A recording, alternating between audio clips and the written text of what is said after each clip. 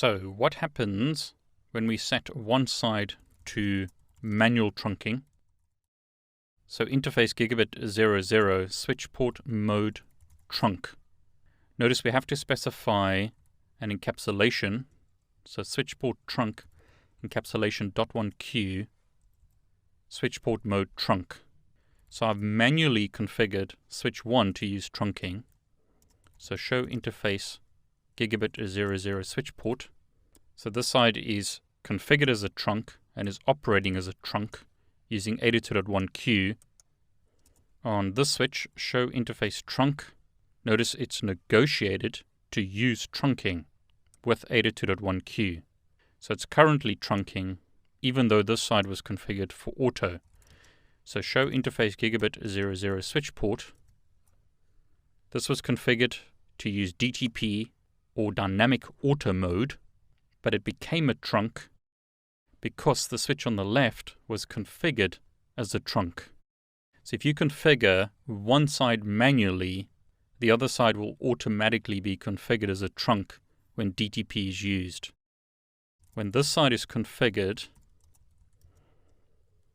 as an access port, so show interface gigabit 00 switch port, notice it was statically configured as an access port and is operating as an access port. Negotiation of trunking is off. On this side, it's dynamically configured to use auto, but the operational mode has become static access. So if one side is configured as a trunk statically, and the other side is configured to use either dynamic auto or dynamic desirable, a trunk will be formed. But if one side is statically configured as an access port, the DTP side will become an access port. So the switch can dynamically be configured with the right mode. You can have a problem where one side is configured as access and one side is configured as a trunk port. So you need to either manually configure both sides as a trunk or manually configure both sides as access or use DTP. The recommendation is that you manually configure both sides and turn off DTP. So what we would do is do something like this. On gigabit 00, we've configured the encapsulation as .1q. It's an access port, but to configure trunking, we would type switch port mode trunk, and we would type switch port no negotiate to disable DTP. So this is the recommended configuration.